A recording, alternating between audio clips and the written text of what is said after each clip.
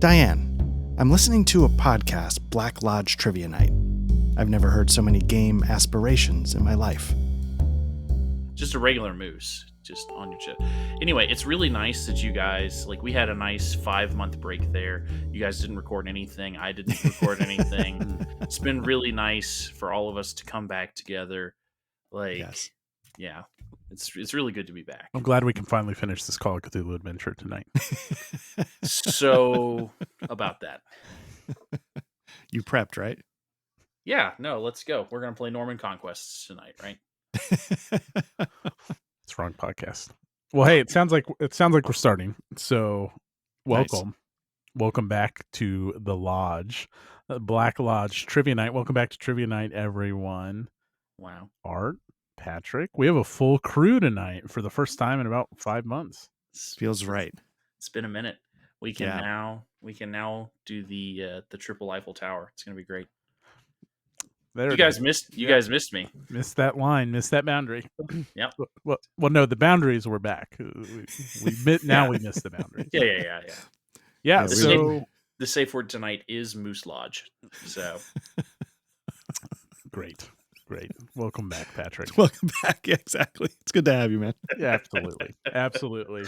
So tonight, because Patrick's back, we're gonna have some damn fine coffee and talk and reminisce and chit chat. So no actual play tonight, but hopefully you've been enjoying our actual play of Cyberpunk Red.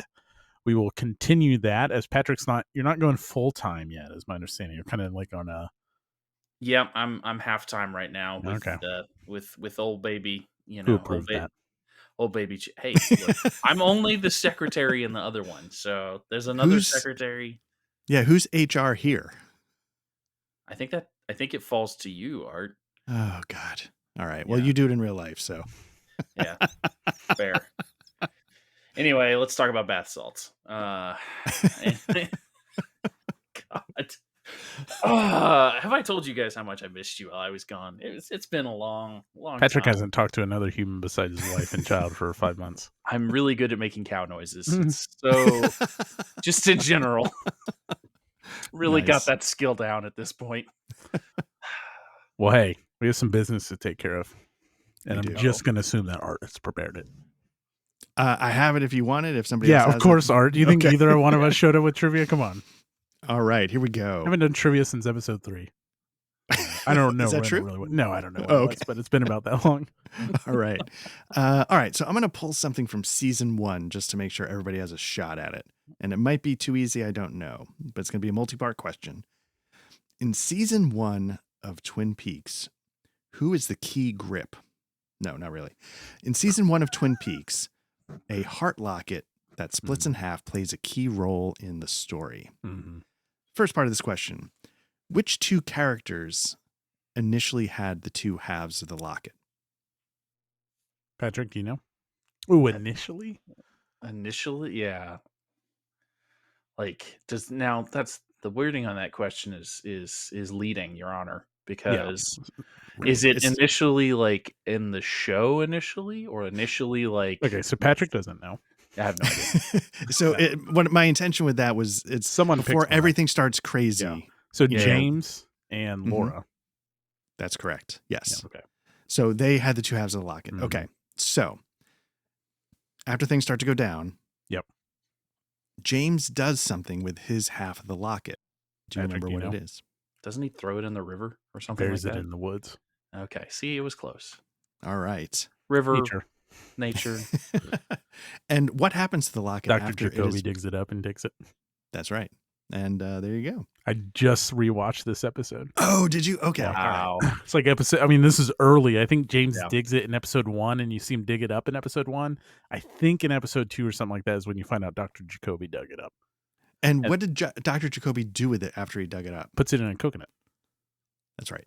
Ends up putting it in a coconut. That's correct. I do remember that. Doesn't somebody leave it on a hill of dirt at one point, though? You might be right. I think it ends up in a coconut as well, because that's where Jacoby keeps stuff. But here's an interesting little tidbit, because I don't know if this is ever revealed. In that same episode where you find out Dr. Jacoby took the other piece of the locket, Bobby and Mike meet someone in the woods for a narcotics transaction. Mhm. Who do they meet? They met the trucker, Yeah, Leo. Yeah. There's Leo, someone and else in the woods with them that night. Jacques. Do you remember who it is? I don't know if Jacques. they're ever revealed. No, I don't think it's Jacques. No? I think it's what's her name's husband, the guy in jail. I don't know if it's ever revealed, right? And maybe he's not out, but I was just thinking, I was like, man, I'm trying to think like who is actually in the woods with them to scare them off, because Leo doesn't get scared, which to me, like, you think maybe it's like Dr. Jacoby or something like that, but I think it's Norma's husband. That can make sense. Yeah. It's been Anyways. a minute since I've seen it, but that definitely makes sense. Like I said, it's a good timing for this trivia because, like I said, I just watched this one, but it was kind of this thing. Like, I don't know if they ever like divulge who's in the woods. It could just as easily be Jacques. It's either Jacques or Norma's husband because they're the two that are involved in the drug dealing. Very nice. What All a right. show. So, yeah. They don't talk about it enough. It barely comes up. Mm-hmm. All right. So, I didn't know, Matt, this topic that we're going to discuss tonight sort of stems from most directly from your personal experience. Do you want to sort of introduce it, or do you want me to sort of get things going and then I can sort of ask you about your experiences and go from there? Why don't I just introduce it real quick and then I'll turn it over Cool. to you guys. So I made the choice to effectively get rid of all my Call of Cthulhu stuff, including the stuff that I like for source material. One, it's like a Mary Kondo-esque shit. Like, Right. can I reacquire it? Am I using it right now? Is it sentimental? No. What I've always said is, like, the lore of Call of Cthulhu is amazing. That's where I want to be. That's where I want to play. But Call of Cthulhu as a whole has really just been souring me. The more I think about it, and the more I think about, and I mentioned this on another podcast after much more lubricant, is that the premise of the Call of Cthulhu is a fouled premise, because it asks the players to suspend disbelief, to not just to role play, but to drive their character forward. And I'm not saying that a Call of Cthulhu campaign or adventure can't call you forward, but if you're in an adventure that you feel like your character wouldn't hear that call of Cthulhu, then it's asking the players too much, and that's one of the primary reasons why. Maybe it has some weaknesses as an investigatory game we can dive into, that type of thing. But basically, the whole idea is I'm out. I'm done with Call of Cthulhu. That's right. So Matt has broken up with a game system. Yeah, this is twice in the last year. Ooh, 5e. Remember, I right. dumped 5e like a right. So we want to get into tonight the breakups, the slipping back into the hookup that you don't really need, but yeah, we're going to talk about the end of relationships with systems and maybe the start of new ones. So Matt, and you can call in with your questions on Love Line tonight with That's Dr. right. Drew. Tell us about your breakups. That's right. That's not a Dr. Drew voice, but I'm just like, So I wanted to ask, was your Call of Cthulhu separation an epiphany? Was it a long time coming? Was it something you'd always thought about when we were playing, or how did that come to pass? Oh wait, Patrick. Let me interject here. This is suspiciously happening after we finished up Scritch Scratch. You jerks. Yeah. And I know it. I know. It's coincidence. I get how that sounds, but the idea of dropping Call of Cthulhu started before. I think Scritch Scratch it was fun. Unless you're really into that, like, I did not find that scenario interesting. That is in no way your fault. That's just how it's written, right? And that's going to happen. Wow. Also, you should take offense. How dare you? Welcome back, Patrick. Wow. This is just wow. Anyway, no, ambush. No, I get you. Like, why would a housekeeper care? They wouldn't. Right. They wouldn't. But it's more like I ran it and then I played it, and then, like, even just looking around for adventures and reading old stuff to, like, for my Tomstown shit. Like, you just see stuff and it's like, this isn't super interesting.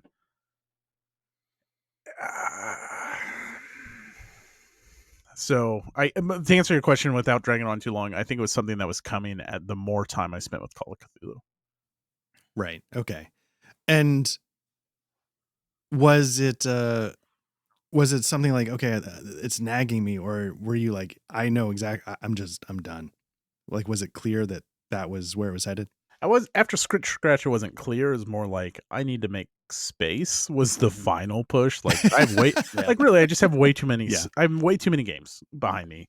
And it's like I would rather do something else that does this. And Mhm. that's ultimately a lot of the driving force for me, and I'm sure we'll get into it, is realizing what we can and can't play, and life's Mhm. too short to play games that I'm not getting enjoyment from. Right.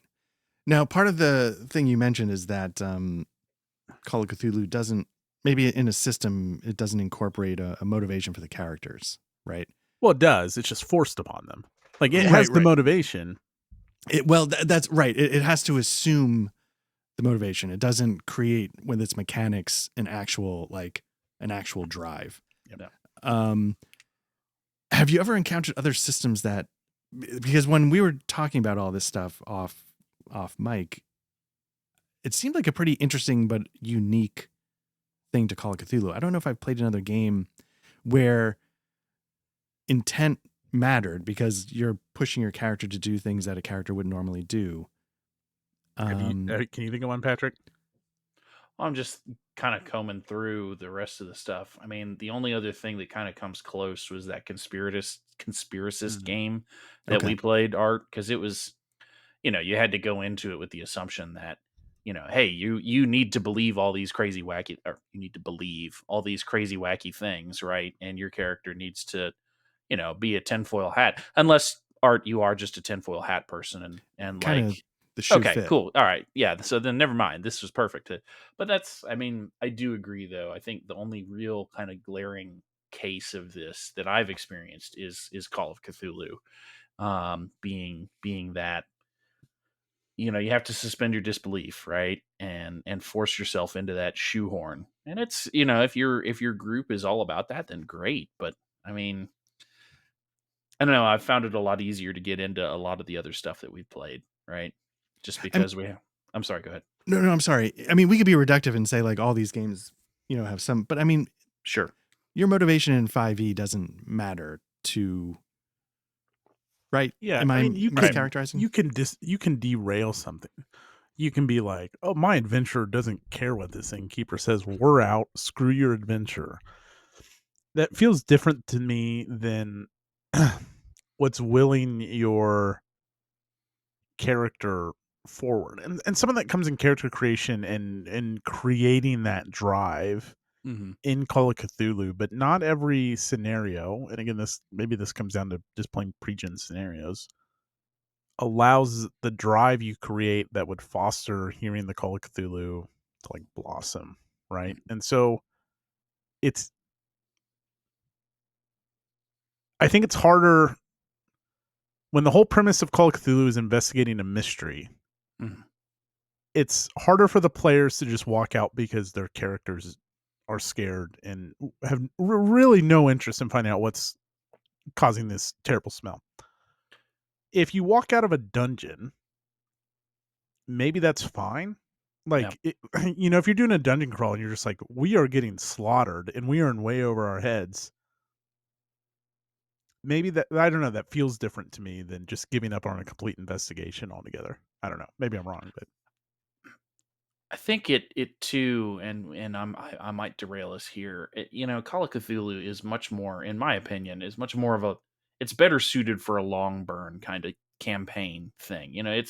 It's going to reward. I mean, all of these games are going to reward a group that sits and plays for sure. years and years and years. But a Call of Cthulhu game, I think, in my head, if you all sit at the table together and you generate your characters and you have a session or two where you're like, oh yeah, this is Larry Big Bucks and he's gonna walk around New York and get introduced to the rest of the characters, and you build that up, and oh, Larry Big Bucks wants to go, sniff mummy dust, like, I don't know, I feel like it needs a longer build up to really cement the characters together and have everybody put input into the whole group, as opposed to, a dungeon crawl. You can just sit down and be like, okay, well, I'm Joe the dwarf, and We're you're adventurers. right, and you're Booger Beard the gnome. Like, we're gonna rock and roll, right? We're gonna go sniff mummy dust too, but leave. I don't know. I'm much less eloquent with this kind of thing, but Call of it's Cthulhu needs bigger bait. yeah. It needs to get the characters to buy in. If you're like, and this is the premise of so many Call of Cthulhu adventures, your friend Dr. So and so has left you a note and it asks you to investigate it. The best Call of Cthulhu is like when they're invested, like they had a friend and the characters bought into believing in this friend and legitimately cared what happened to him. Hmm. Whereas if Dr. So and so tells you to investigate this parade, well, like if Dr. So and so hasn't been built up over a long period of time, Right. then it's not that big a piece of bait, and so then it's more of a forced upon interest in the story. And then just real quick, and then I'll stop. Like Patrick, you say it's built for long term. I agree. Like it Hmm. seems like when you go through character creation and you come up with all these ideas, and you're going to be going to libraries and you're going to be dealing with antique dealers and archaeology and stuff, that a long term play called Cthulhu will be rewarding. Hmm. But the mechanics don't support that Right. because your characters are supposed to go insane. So then Right. you can do a long campaign, you bring in a new character, but then you got to re-buy in with that character. Right. Now, here's one thing, and I know I just said I'd stop. The weird thing about breaking up with Call of Cthulhu is there's not like an immediate replacement. I want to check out like some PBTA stuff that does Call of Cthulhu. I think that would be a really interesting way to tackle it. Obviously, Gumshoe exists. I've talked about Gumshoe in the past. I think it's fine. It's really easy to break up with 5e Hmm. because I can just like trip into a stack of fantasy role playing Right. Right. stuff, right?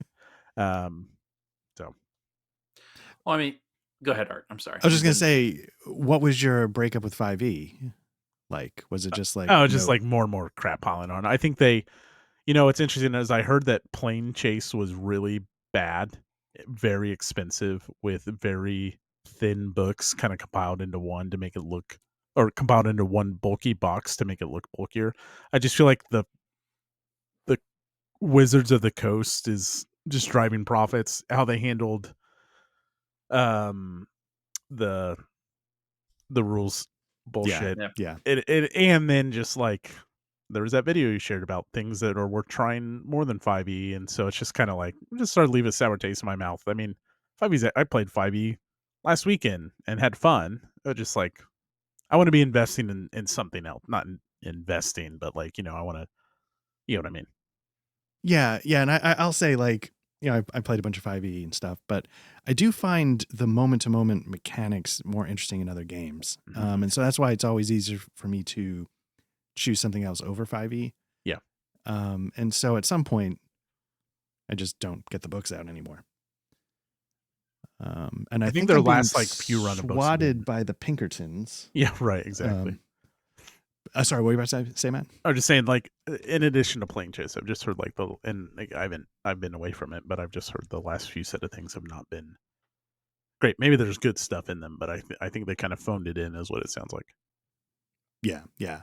So now, Not to say like Paizo shit doesn't sync sometimes. Like Paizo does questionable things where they have 6 authors write 6 parts of an adventure line, which Right. has its own issues. But like, I don't know, they're not messing up as bad. so okay, so again, this all stemmed from when you announced that you were sort of breaking up with Call of Cthulhu. So Patrick, have you ever broken up with the system? Not to the same kind of extent where I'm boxing up shit and getting ready to get it out of the house, but I've got, I don't have nearly the same collection of RPG stuff as you guys do. So I still have a little bit of space on my shelf to squeeze in stuff. That's really what it is, right? Yeah. Mhm, mhm, mhm. Um I will say there are moratoriums on further purchases. Like, I think right now Call of Cthulhu is in that boat, right? Like, after running Scritch Scratch, and it is that for me. I had a lot of fun with Scritch Scratch, but after running it and having our discussions about it, I'm like, you know what? I'd rather have spent that time playing Savage Worlds, or I'd rather Mm, have spent that time playing, Tales of the Loop, or something else, right? Like, it was fun. We had a good time because it's the friends you make it's the friends you make go crazy along the way. Right. But Right. uh but at the end of the day, it was like, well, I don't know. So yeah, Call of Cthulhu, and I'll go back in the Wayback Machine. I'll say 4E. I had a shit ton of 4E at one point. Mm, And I just fell out of it. It wasn't anything. That was kind of a slow breakup. We drifted apart. right. She moved to the one side of the country. I stayed on this side of the country, and the phone calls just we started talking about the same thing at night, and we stopped calling each other anyway. So it just was a general drift apart, and Yeah. now she's married to this hot 5E guy, and it's anyway. I'm gonna stop that. That But was the 4E shift also, was that because of 5E too? It's before 5E came out. Okay. All right. So I've heard a lot of yeah. people say that 4E kind of became Pathfinder second edition. There's a lot of overlap. I don't know if that's true. Between 4 and Pathfinder. Yeah, No, the 3.5 is basically Pathfinder. Pathfinder first edition. Right, yeah. right. But I've heard some people describe Pathfinder second edition, Okay. interestingly enough, borrowing a little bit from from fourth edition, but I don't know fourth edition very well to comment on that. No, me either. No. I don't know. It's been a minute. I will say the other thing that helped with that, because 4E was basically a tactical miniatures game. They actually released a tactical miniatures game that was way better than 4E, and I started playing a lot more of that than actual 4E. And it was like, why am I anyway? So same gap got filled by that. I don't even remember. I don't remember what the name of that was. I'll find it and put it in the show notes. But it was fun. But Now, I don't know, what have about you you? ever? Yeah, Hart, have you ever broken up with like a big system like this? Have I ever just flat out walked away from a system? The closest I probably So I sort of had some ideas. The one I'm gonna show receipts. The closest I've come to is Mithras, and it's not actually that I don't like it. I actually genuinely really like it, Yep. and I still very much would like to run it someday in the form that I am most interested in, classic fantasy. But what I found was that it didn't fit into how the groups I was playing with ran games. I think it was looking for a much deeper commitment than our play styles could give it at the time. And so we were never internalizing what I thought was a really cool part of the game, which was its sort of special effects and combat. It's a whole laundry list of things that you can sort of trigger or choose from. I really liked Mithras. Just if you would have kept with it, I'm just saying the commitment would have been there. I found that stuff fascinating. Yes, and I hope someday to do that. But I think because the nuts and bolts of it really work well, I really like overall the tactical combat in the game. But it's just like, okay, wait a minute, what can I do? And then you sort of flip. And, certain things in VTTs can help sort of streamline that, but we never really got. So what I was going to do was try and like put some more spark into that romance. I was going to use it for our spy game coming up. But as I was prepping, I was like, there's a chance that this isn't going to work. And I don't want futzing with the system to mess up playing the spy game, because I think it could be fun. And so I was like, you know what? Let me not get too cute. Let me just run a system that's meant to run the game I'm trying to run. And when this has its day, we'll come back to it and give it a shot. So I don't want to say like I've hardcore broke up with it. It's just after being really into it and running multiple games at the same time of this. One was Deus Vult in a fantasy setting. One was M Space in its science fiction setting. I really liked both, but in practice, it was, I don't think I ever ran it 100% correctly, which I know is not the goal, but it's something I was like, why do I keep missing this and missing that? And some players are like, I just don't want to look through these lists. And I'm like, I get it. I like looking through lists. I mean, Pathfinder is a game of lists, even if you're not going to use most of them. I've talked about this, like just the illusion of options, illusion of choice is interesting to me. Even if you're not going to use every special effect, I thought that was interesting. So here's a follow-up question for both of you. Have you ever gone on a first date with the system and been like, nope, I'm out, not interested, meaning you played it, Like you didn't buy in, or maybe you bought in, but you never. Because mine is GURPS, and I bought like the Mhm. GURPS Fantasy, the 4th edition. I started messing around with GURPS, and I'm like, this isn't for me, and I sold GURPS right away. I messed around with character creation. I messed around with creating some Hellboy shit for it. I listened to some GURPS stuff, and I'm like, nope, I'm out. See ya. I'll cover the tab, or I'll leave you with the tab. I don't know. I don't know who's courting who there. But anyways, what about you guys? Any like first dates gone wrong? You want to go, Patrick? Sure. Age of Rebellion, the Star Wars game. Oh, okay. Yeah, Interesting. I've heard mixed. Actually, I've heard good things about it. And it was something I was contemplating when I was thinking about my Star Wars idea. So let me take a half a step back. The Scum and Villainy one, which I think was the first one, Age of I forget the name of it. They're all Age of something. They're all basically the same system, with some added who-dads and doodads. Was interesting, was awesome, but I think Fantasy Flight Games puts that out, or close They to it. did.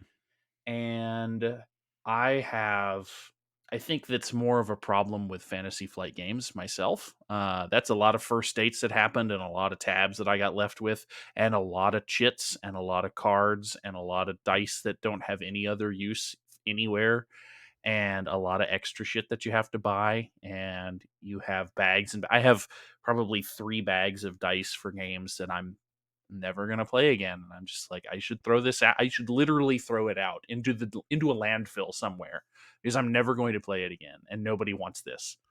So Says the man sitting in front of games he'll never play. I'm just kidding. I'm kidding. I'm kidding. I'm kidding. this is the college fund. That's what this is. Nailed it. Yeah. That's right. Yeah. Too bad nobody bought 3 Days at Gettysburg from me in shrink before. Anyway. Did they announce a reprint? Sorry, real quick. Yeah. Oh yeah. Yeah, Oh, nice. Sorry, I'll guys. give you $500 for it. There you go. You just didn't ask Art. Yeah, you asked the wrong guy. I'm sorry. I don't have 6 copies to sell you, Art. So Yeah. Oh, you only have one? I'm not interested. Pass. Art, what about you? First date? Yeah, so Flummoxes?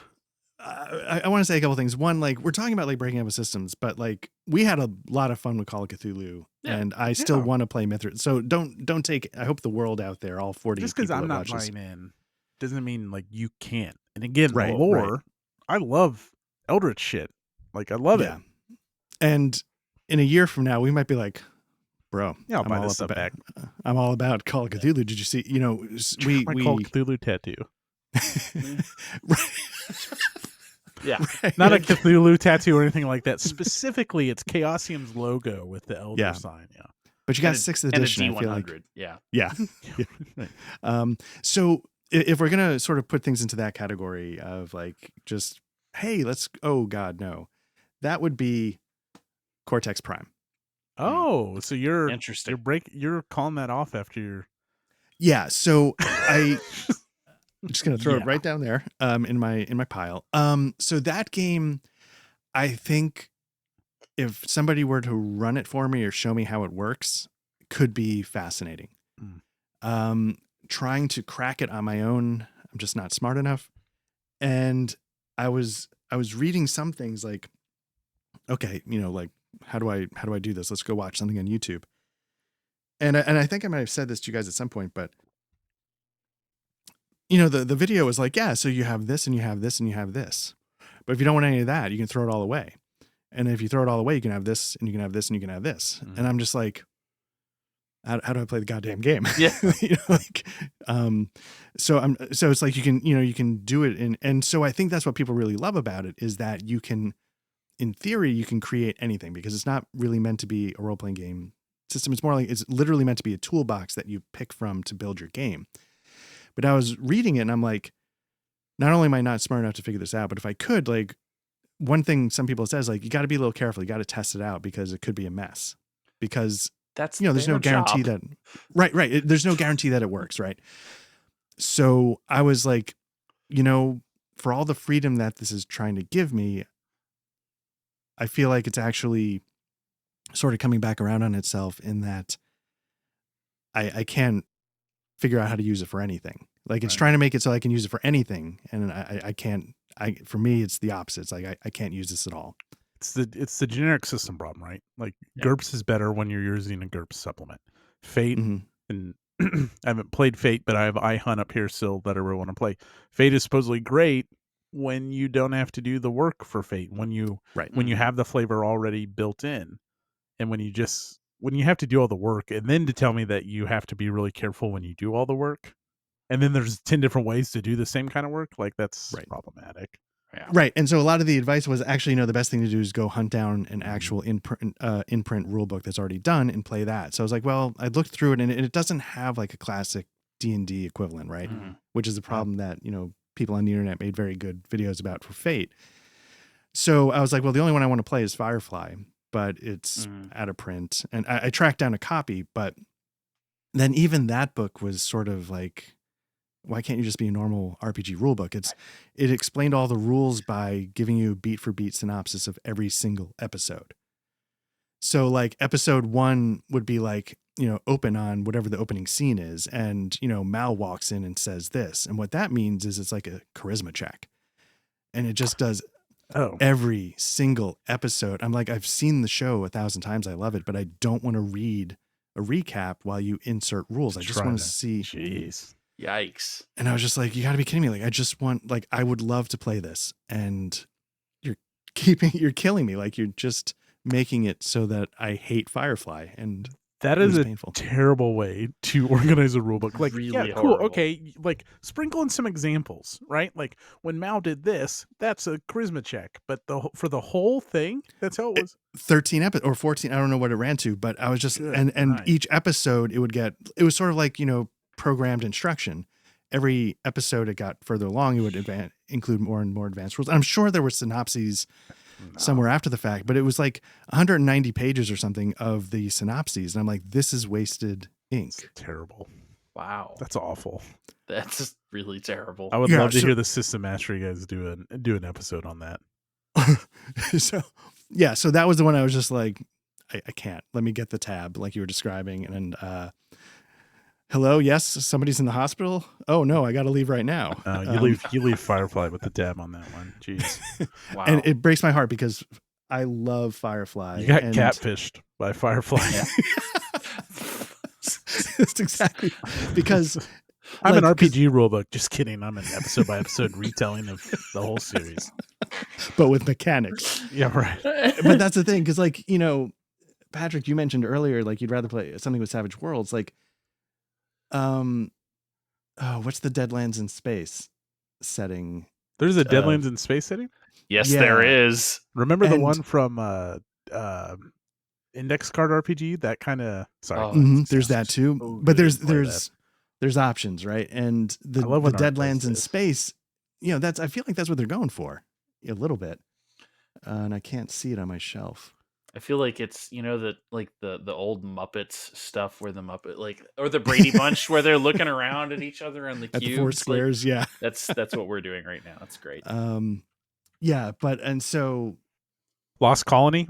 Lost Colony. Yes. No, Lost Colony. Because there's Lost Colony. Last Parsec. Which wait. Lost Colony is science fiction and horror. Yeah.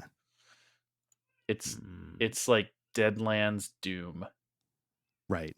But I think you can downplay if you want it to be a little more Firefly-y. I think you can sort of downplay. Man, there's so many good.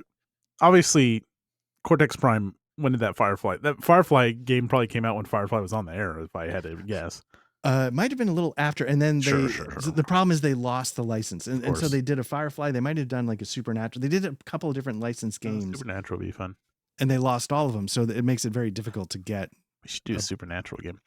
My point is, there's now a million different things you can use for Firefly. I feel like there's 3 PBTAs trying to do Firefly. There's so many rules light things. Like, let's just do it. Nope. Mm-hmm.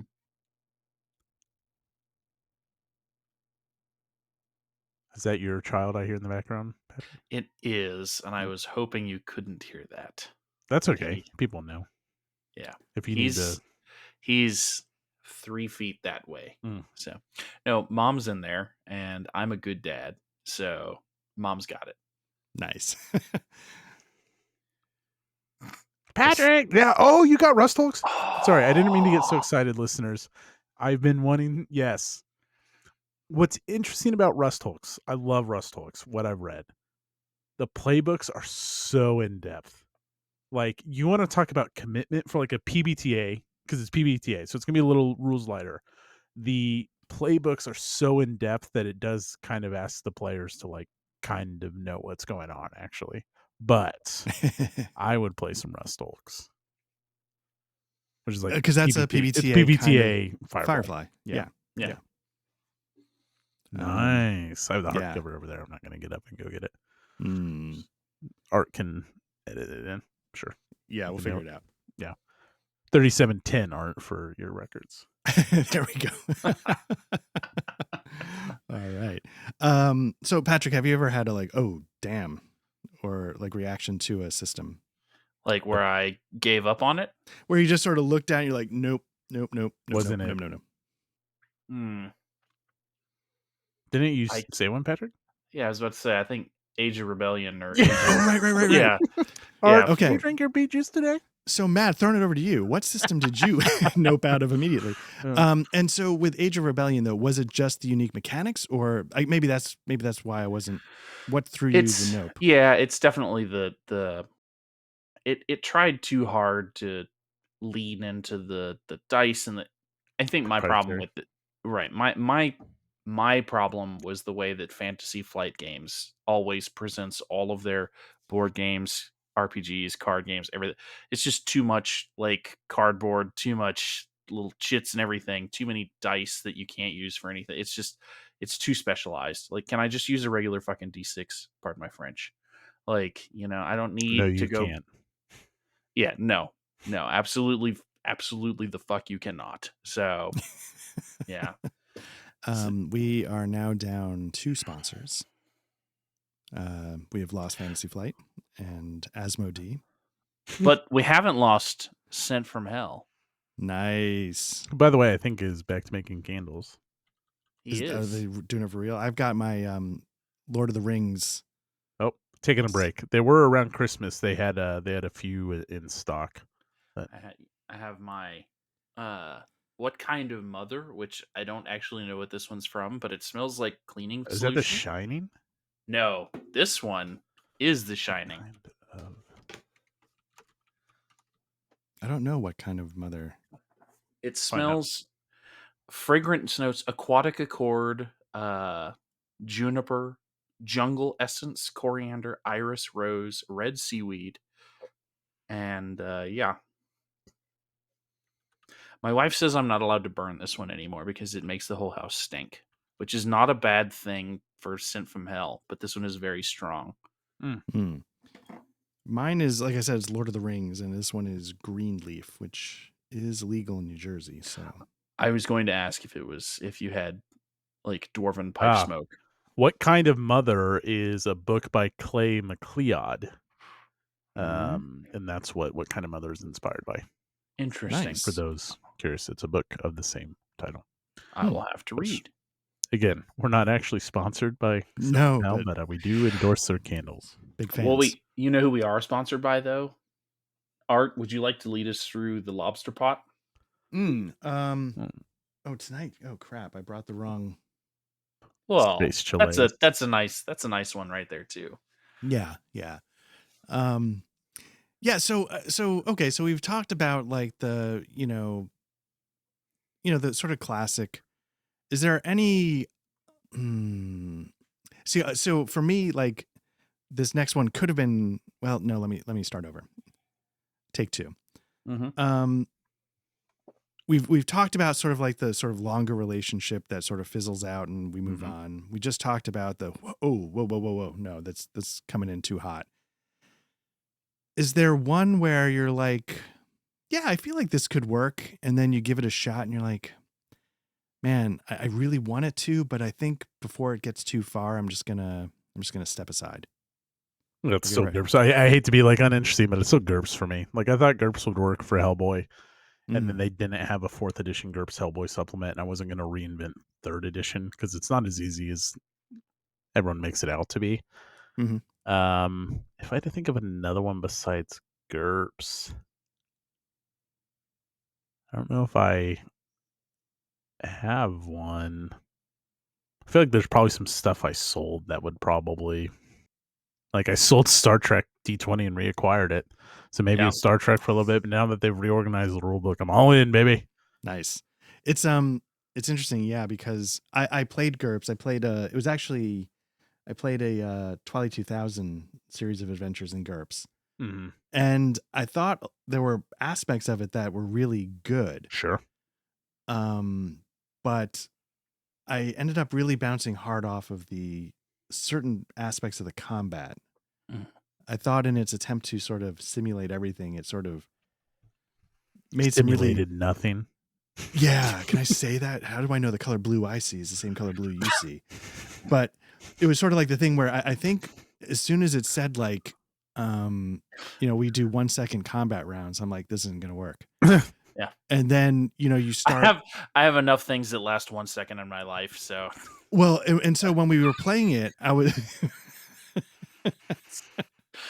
I'm sorry. I'm almost 50 years old. I don't have no problem. So I was just watching and I'm like, this game doesn't establish what can take place in a second very well. I'm not going for it. I'm not following. Apparently, for that. lots of things can take place in a second. It only takes a second. Hey, did you hear Nick Saban retired? Anyway.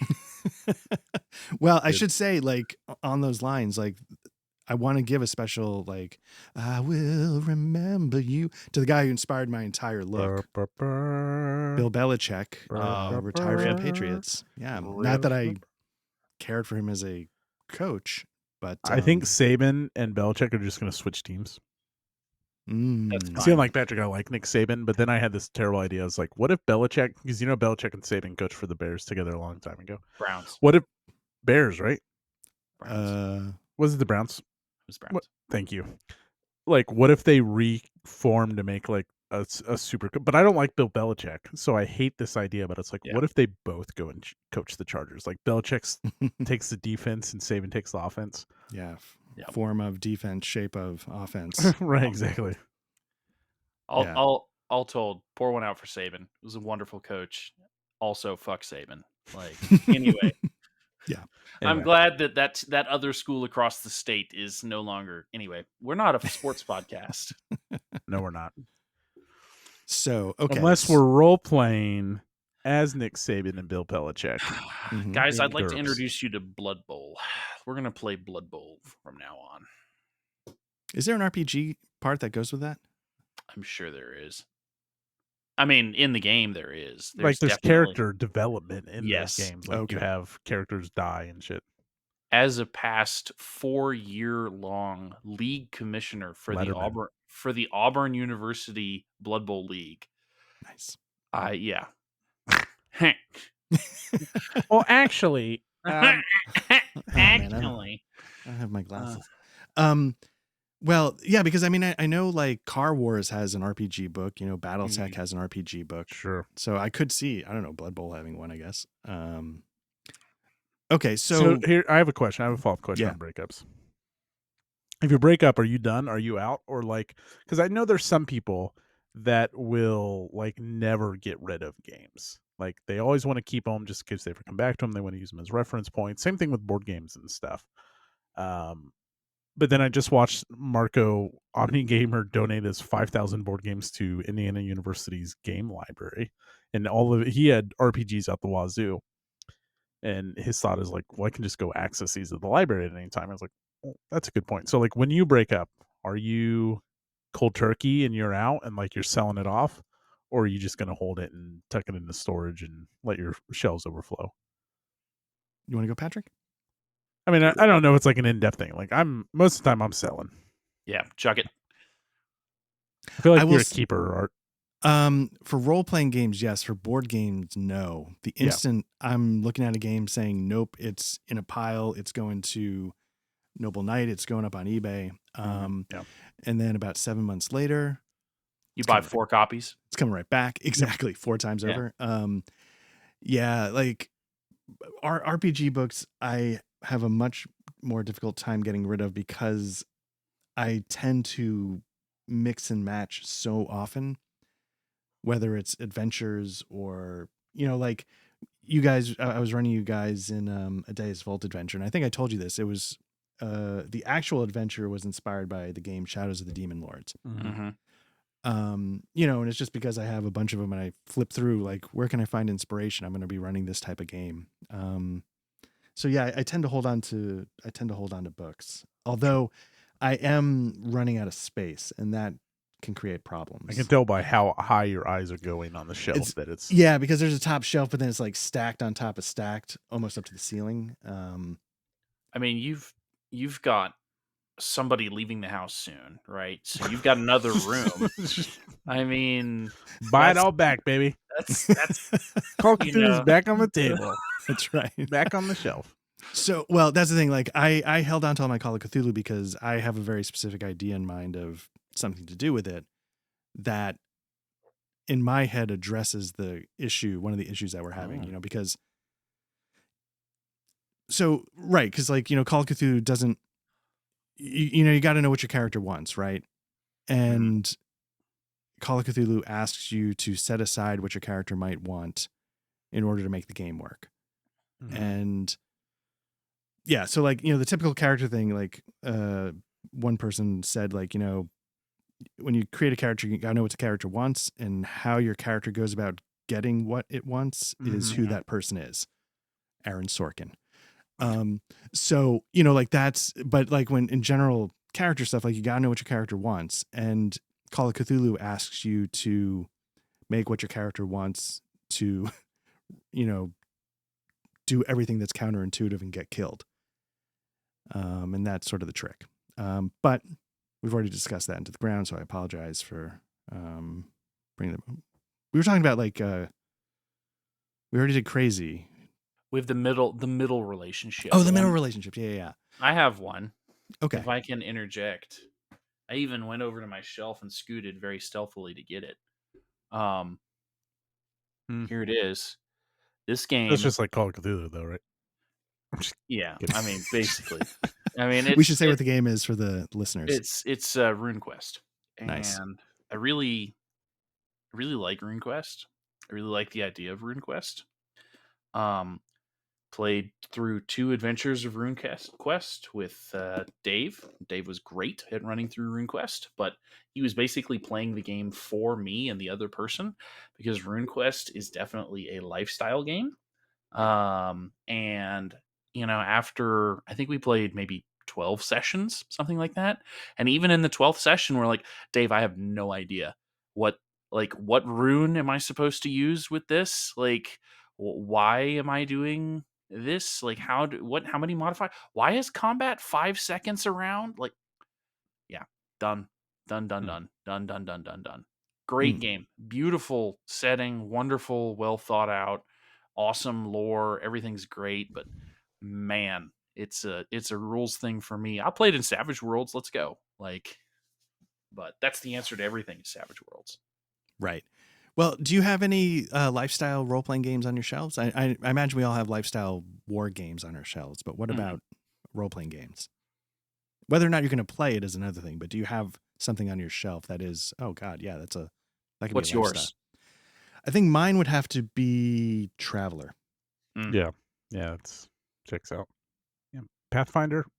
If I did a complete buy-in on all the Genesis stuff, I feel like maybe there's enough there to. But like Pathfinder, with just so many just pre-generated scenarios and the Pathfinder Adventure Society stuff and the crunch of the system, but the Genesis and Pathfinder would be like the lifestyle games, I think. Looking around. That makes sense. Yeah. I mean, that's the thing. I mean, I also have, I guess, Traveler is probably the biggest. I mean, I also have Columbia Games' Harn, which I think can fall into that category, given the number of words written about it is really stunning in some ways, impressive in a lot of ways, but yeah. So I think I still need to talk about which one would be my middle of the road. Dates. Your couple of dates one. Yeah. So for me, and we're going back out at the end of the month, but for me, it's Old School Essentials. Whoa. Nice. Wow. So here's the thing. Huh. It's a really good book. And I think it's a really good implementation of that kind of game. But I'll also say, like, I don't have any nostalgic connection to old school D&D. I didn't grow up with it. I was actually not allowed to play it. Right. And so I don't have the nostalgia for it, but I was really taken with the books. I was really curious. I was like, what did I miss out on as a kid? And I sort of flipped through it. I'm like, I don't think this is going to be my thing, but I want to give it a shot. Mm-hmm. And I played it and had an awesome time with the people that we played with. And that's why I'm going to be jumping back in, because it's the same crew over at the Adventure Cabal. But the game itself, I could take it or leave it. And it just wasn't, there wasn't the chemistry, right? Like, very nice game. It's not you, it's me, so to speak. And it just was like, yeah, we gave it a shot, and just the sparks weren't there. But you're a great person. We can still be, You're still Facebook friends. Like, yeah. you wish nothing but the best for them. Like, right. yeah. And we're going to be going out in a group again, and maybe Right. they'll bring a date. Maybe I'll bring a date. Hey, good to see you again. Oh my God. Yeah, and how are you? It's been so long. right. And yeah, and so what I did was, having played it, I was like, you know what? I don't think I need any of the supplemental material for it. Just because, hope springs eternal. Maybe someday, we'll have that sort of suicide pact if you're not married in 30 years and I'm not married in 30 years. I held on to my rule books, but I got rid of everything else. I got rid of all my OSC stuff. So same deal. Like, all that predates me, and I just like, I don't know why I would ever play this. Like, right. There's better systems. And yeah. And it sort of gets into the thing you were talking about with Call of Cthulhu, because the system is sort of designed to have a real lack of permanence with your player characters. And so at that point, like, who cares? Just give me a playing piece, and I'll just move it around the board or something, because the character doesn't matter. It's just, so it's sort of like, I got to come up with another name. Like, it doesn't even matter. Like, what's the point? Just name it Fightor. Because he's going to be dead in, 3 sessions. So, So that was my thing. But, we were talking about this before. Like, I don't want this to come across as negative, because these are all, like, really good games. So I wanted to ask, on a more, like, positive note, who are you trying to get with?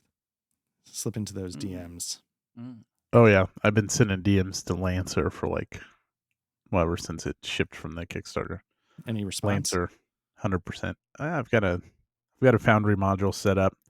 Oh, the nice. problem is Really? I want to play in the Lancer world, right? And Right. so they have some smaller scenarios, but I want to do like a campaign. And then I know one individual is working on like a really long story arc, but I don't know what the status of that is. I think they did a Kickstarter. I should probably circle back to it. But Lancer, call me back, please. Hit me up. Yeah. How about you, Patrick? I played 1 or 2 sessions of it before our group fell apart. But the Into the Breach RPG for the Malifaux world. I don't know if you guys are super familiar with Malifaux. Yeah. That was my jam as a miniatures game for a long time. And the world is just super engaging, super fascinating. And it's an RPG that uses cards instead of dice, so it's super neat. Again, I swiped right, she swiped right. We talked for a little bit, and then, she disappeared. But now she's back in country after being in Ibiza for a couple of years. So maybe we'll get back together again. Maybe that match popped back up. So maybe this is the appropriate setting for some Malifaux goodness. I wasn't expecting that for some reason. That's Yep. really cool. What about you, Art? So for me, it's going, and it's one of those things where you're like, really? I never pictured you two together. Wait, hold on. Don't show it. Okay. I want to guess. Give me a hint. Just give me a small hint. Wow. What would be a good hint? Not to put you on the spot or anything.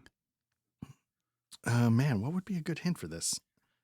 It is a system that you have technically mentioned tonight. It's not index card RPG, I feel like. Right?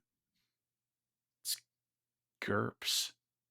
Who mentioned it? Me or Patrick? You did, Matt. So GURPS index card RPG. It's not D&D. I wish it was Lancer. Surprise! It's 5e. That'd be some shit. Well, what theme is it? Sci-fi, fantasy, or generic? Or So the system tends to, the system covers kind of a little bit of everything, which So doesn't really help. a little generic? There's not like a generic rule book for it that I know of, but when you look at all the sort of, Is it Fate based? Powered by the Apocalypse. It's something powered by the Apocalypse. do you want more hints, or do you? No. You can go ahead and tell us. Okay, give us the rhyme. Right. So I will say this is one that I've been extremely skeptical of in the past. And I'm not going to say that I'm still not a little skeptical. I'm curious to see it in action, but... Oh, Gumshoe? Ah, damn it. Ah, Gumshoe. Son of a bitch. Nice. Night's Black Agents. Oh, I want to play Night's Black Agents so bad. So here's the problem. When I run it, it won't be the vampire. But... I wouldn't want to do vampires unless we were playing in person and had the physical Dracula dossier. It's supposedly that good. I don't know if I have a physical I might have gotten the PDFs for Dracula dossier. Yeah. Well, one of you say vampires in about 5 minutes after art's done, just to remind me. Okay. So PBTA, Gumshoe it's a system that we've talked about it in the past. Mm-hmm. I don't know if it was on camera or off camera, but in my head, off mic, people had to guess what we were saying. Right, it was a terrible recording. Vampires. Go, too early on that. What was the safe word tonight? Moose Lodge. Moose Lodge. So it's a system that I'm still not sure of, having read the rules once or twice, but it is very much designed for the type of game that I'm going to be running. And so I'm like, you know what? I'm just going to lean in and just choose love, because I was saying with Mithras, I don't want to get too cute trying to homebrew a whole system when there's something here where I can pull a little bit from Fall of Delta Green and then most of what's here in Night's Black Agents, and it's just ready to go. So I just figure, and it's not fair of me to be skeptical of a system that I have never played. Mm-hmm. It feels like. So while I don't know if I'm going to click with it, I need to I want to at least try it. And I've got the right game to fit it with. You're stuck with us too. And we'll play anything. So, I mean, I'm excited for it. If you guys are excited for something, it makes me super excited for it. So, I'm the Labrador of the group. So let's, let's fucking go. Well, and that's the interesting thing, going back to Mythos really quickly, I'm because this whole thing is, hey, let's just try systems. It's our foundational whatever is just not quite the right fit to solve the problem I was having with Mithras, but I still want to play it again. Oh, I'd commit to Mithras. Oh, I just break the rules and do it. Nice. Yeah, I mean, I'm not going anywhere. Take a break. I mean, it's like the Pathfinder thing, right? I want Pathfinder to be ongoing. We just break it up. Yeah, that's true. Right. Mithras, we just keep coming back to it, and eventually we'll internalize. Yeah, we play it long enough just to get an understanding, then take a break and completely forget everything, and then you have to reteach it, and then just that's the way. This is the way. So before we say vampires for Patrick, bringing up Gumshoe, I had to run over because you looked at Night's Black Agent solo ops, I believe, which uses a different Gumshoe system, which is really interesting. The problem with that is it's one-on-one, which Patrick and I, we've talked about one-on-one Gumshoe a long time ago. I would like to do that at some point. Still, this little bad boy, speaking of Cthulhu, I would love to do. It takes the Gumshoe one-on-one system, makes it multiplayer, takes 4 different settings, and uses the gumshoe system. So for another one that's like, hey, call me back, baby. This has been sitting on my shelf for a long time, and I'm a little more interested in it to see the modified gumshoe one-on-one system, which is appealing to me. Right. Because, yeah, like you said, solo Yeah. ops. Because we were talking about, like, when, Patrick, when you were Mhm. taking care of, and we talked about, like, hey, we need to get some games that are a little more ongoing, so we're not trying to learn Mhm. something new every week. Mhm. And so I went right to, like, oh, Nice Black Agents. Matt's always talked about wanting to play it. They've got the whole Mhm. solo op, and I started reading it, and I'm like, this is a different game. It is. And Yep. so then I started checking out some people online, and they're like, yeah, you can actually play the solo ops using the regular rules. And so I was like, okay, let me think about you that. lose the cards. So Right, for those right. aren't familiar, Gumshoe, we've talked about it. You have it's a D6 system, and you have pooled abilities. You can spin out of that pool to increase your die roll, and then you also have different core abilities that will get you a clue or a piece of information if you just possess that. Photography will get you something, right? The Gumshoe one-on-one introduces like these cards that you unlock as you progress the story, and your character will unlock abilities or card actions they can do. It still has those kind of core abilities, the same abilities you find in Gumshoe and Gumshoe one-on-one. And then Yellow King takes the one-on-one and makes it a multiplayer and uses the cards and all the Gumshoe stuff.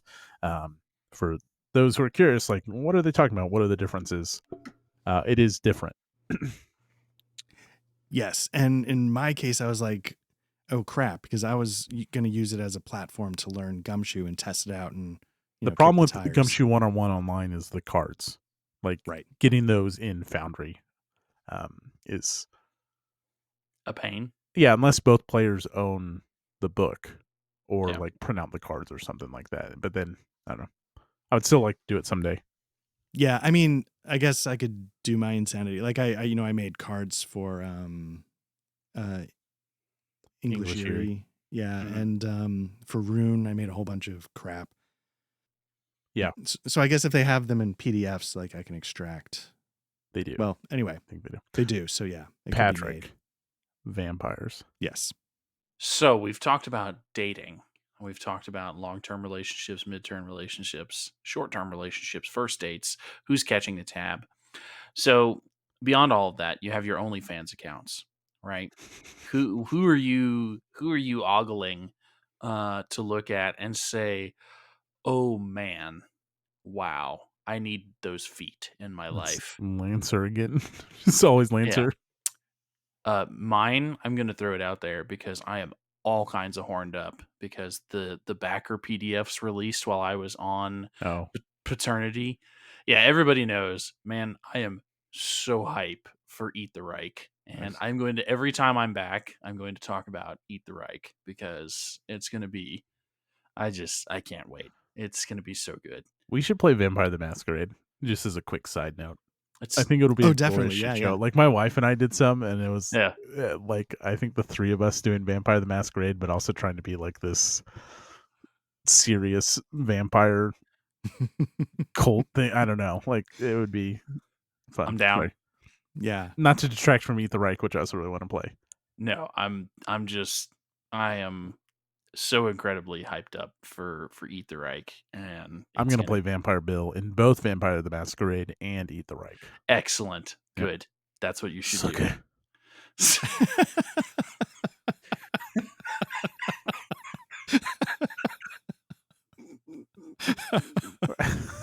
Well, everybody mark your calendars for an hour and 5 minutes in for a short to come out.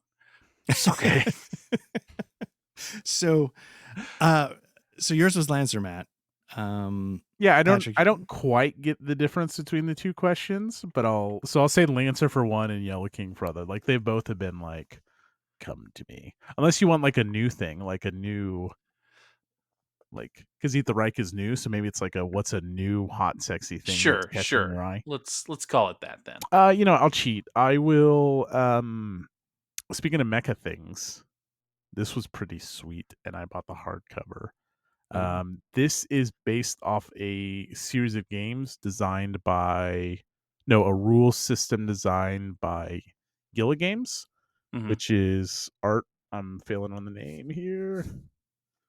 Spencer Campbell designed, and this is Apocalypse frame, and it's illuminated by Lumen. So Spencer Campbell came out with Lumen, like a generic kind of RPG Mhm. rule set, and Apocalypse Frame is a rules light RPG that is Xenoblade Chronicles mixed with Armored Core, Hell yeah. using the Lumen Light system. So that's like the new oh dang, hey girl, let me get your number.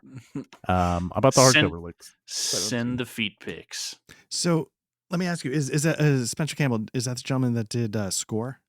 Yeah, Score and He did Rune, Rune. which I Mhm. loved. Yeah, Genuinely loved it. Yeah, and you fantastic love, set of yeah, rules light RPGs. yeah, Yeah. great publisher. Yeah, Gila There's more of RPGs. his that we should play, like Slayer and shit like that. Yeah, Mhm, and mhm. you know, because I've been sort of following, he's now coming out with one that looks really cool called Dusk, which is based, I think, on the Lumen SRD. So I'm going to check that out as well. It looks everything. Yeah, I've seen on his website looks really great. Yeah, Nice. very creative individual. Yeah. What about Yeah. you? What's the like new? So it's new is, yeah, I guess it's kind of new. It's the thing that I'm like, oh, I didn't realize I was into that. Because it's This gonna be awakened something in me. yeah, and it's Castles and Crusades. Oh shit. So, you know, I went on that whole thing about how I never played D&D in the old days and old school Yeah. essentials, and I know that like Castles and Crusades is, you know, kind of like an old school kind of game. But I've been, for some reason, like of late, that's been what I've been acquiring. You know, a lot of lore things. I'm really curious to try the system, but they have this, they had a Kickstarter for their sort of main setting, which I feel badly, I don't know how to pronounce. It's like Aired or something like that.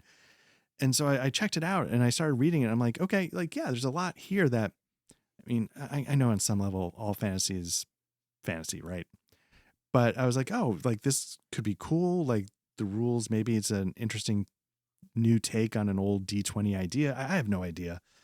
But Well, it's interesting because Aired is a combination of a fantasy setting with the Air Bud franchise, so it's really cool. I'm in. And it's playable in GURPS. So, or Cortex Prime. But yeah, so it's just Castle and Crusade, and they've recently started, and I don't know if this is good or bad because I don't know, I don't have the old reference. Gary Gygax stuff. Yeah. They started publishing his old stuff. So I just got to ask, why Castles and Crusades over Pathfinder, over Dungeons and Dragons, over Old School Adventures? Yes. Essentials, Old School Essentials. It's the way I always. I guess it's not over for you, right? It's not, you're not picking over it. You're picking it to supplement everything. Right. So like D&D, I find the rules a little vanilla, right? Sure. Pathfinder, I never, it's not one, like one does not simply walk into Pathfinder, right? Right. And so when you decide to go for it, I'm like, okay, now's my time to go all in. Mhm. And As one so does. yes, I guess I got a lot of Warhammer Fantasy, but that's my old OnlyFans stuff. Now the new OnlyFans is It's your new account, yeah. Yeah. So, but like, if you had to give it like its own distinguishing factor, I understand like you like collecting a lot in genres and having those to pull from. Yes. Is there anything that Castles and Crusades, so like to me, for example, who when I went into Pathfinder, I got all out of, like, I got rid of most of my 5e stuff. Mhm. Actually, I think I got rid of all my 5e stuff by now, even the core rules. What would Castles and Crusades possibly offer? Honestly, system-wise, I'm not 100% sure, Okay. but when I bought That's the not a knock. I'm just genuinely No, curious. no. Should I go out and buy this? For me, it was the Kickstarter for the setting. Alphabetically, it's before Dungeons and Dragons. So Yes, I didn't know you were a big Air Bud fan, so that's right. I don't know if you can see Oh, that's nice. AIHRD Aired. I think it's pronounced Aired. Yeah, it's so it's the lineage of the golden retrievers. I get it. So, I'm sorry, I have to interject here because there's movies about one dog being on the people's team, but there's no like movies about one person being on the all golden retriever team, and I think that's a shame. Well, Castles and Crusades was designed for you, actually. It's funny you mentioned Perfect. that. Yeah.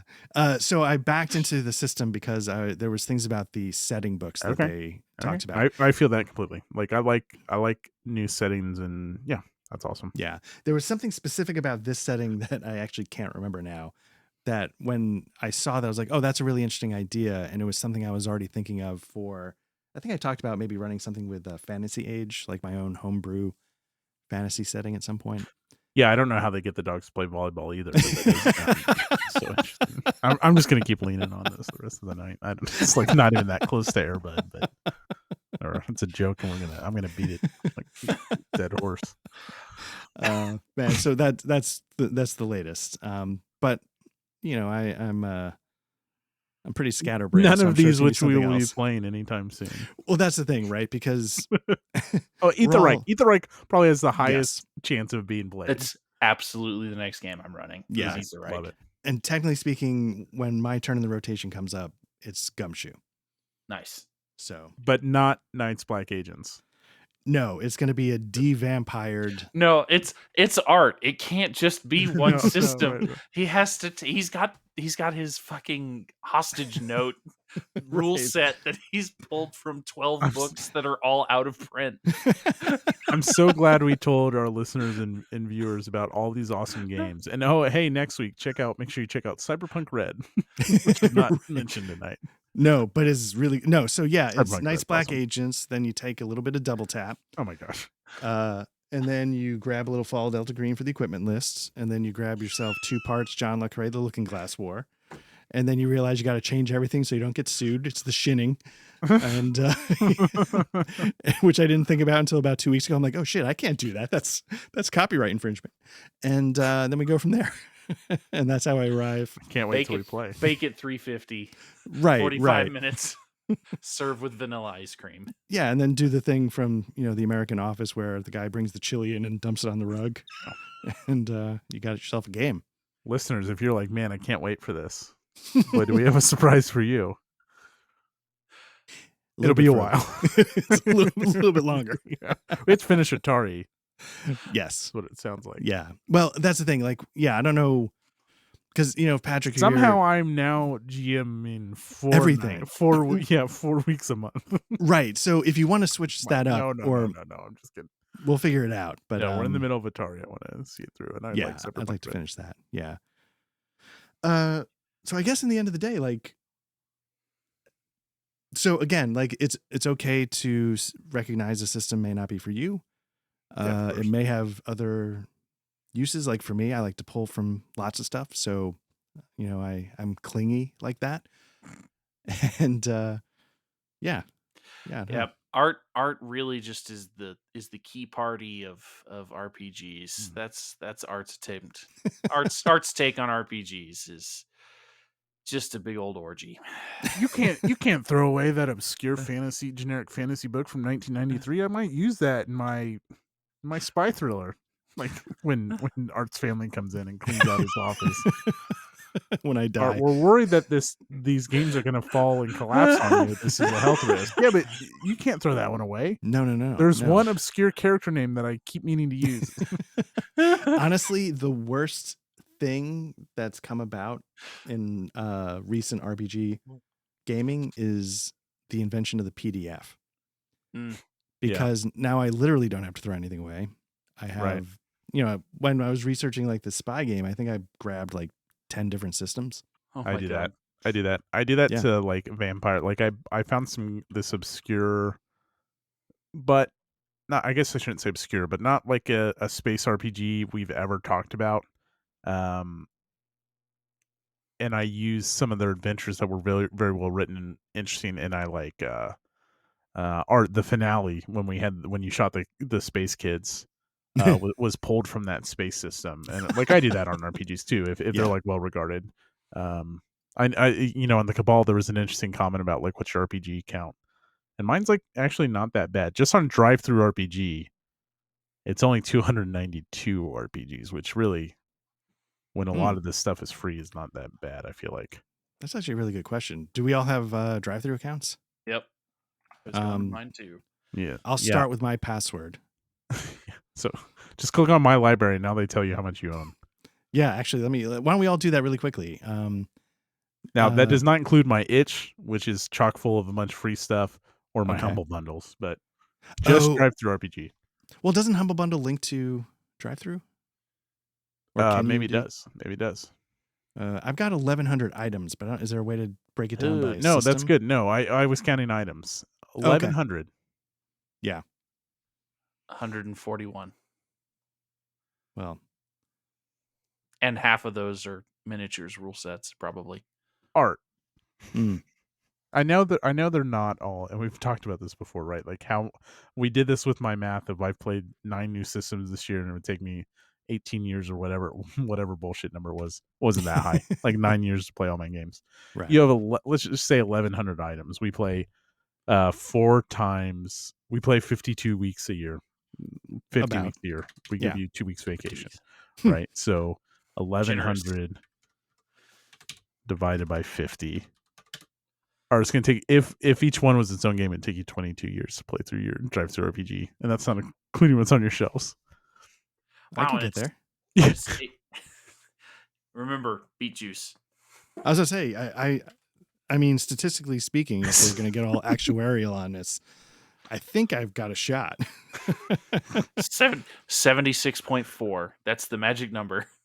Yes. Now I will say, like, I do wish there was a way, genre product type. I wish there was a publisher. I do wish Drive-Thru was a way, like I could group it by system. Because like one of them was like I've got like Lex Arcana, which is sort of Days Volt meets the Roman Empire or something. Anyway, but I've got like probably 8 from there, and like the Humble Bundles, you get like 29 Traveler books or something. Right. Right. But anyway, but yeah, I don't know. Was there anything? What's your most recent thing you acquired on Drive-Thru RPG? Let me see. New to old. How do I? Blades in the Dark. Nice. How do I do that? Just sort by new to old. Yeah, and then how do I make it sort? Do I have to refresh? Because it's still alphabetical. Let me. Mine's some Delta Green stuff, which is not an interesting pick. So right behind Delta Green is N3 Destiny of Kings, which I still want to update and run in Symbaroum. I would really like to do that. And then behind that is Gunslingers and I just lost it. An oldie but a goodie, that are Gunslingers and Gamblers. Nice. Yeah. Oh, interesting. Hell yeah. It looks like one thing that was recent. It was a Humble Bundle, and it was like the Dying Earth. Oh, yeah, and then a spy game. Of course. I needed the PDF of. No. I wanted the hardcover of Cold Shadows.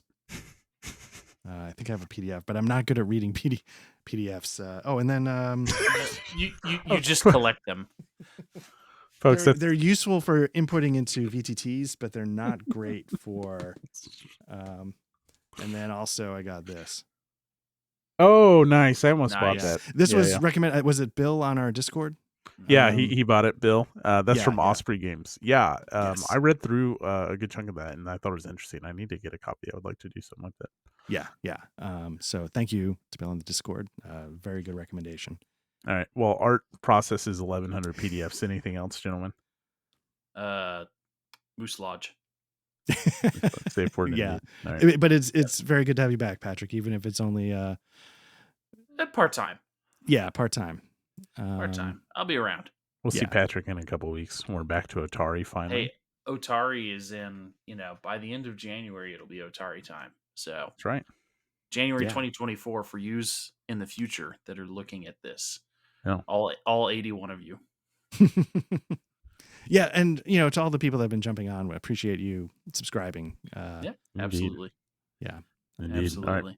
Folks, that's going to do it for us tonight. As always, like and subscribe if you're watching on YouTube, or if you're listening on the podcast, go to YouTube and like and subscribe. If you're on the YouTube, and go to the podcast, all that stuff. We're on all the socials. We have a Discord. There's a link down in the show notes. That will do it. Stick your finger in the lobster pot. See y'all next time. Good night. Take care, guys.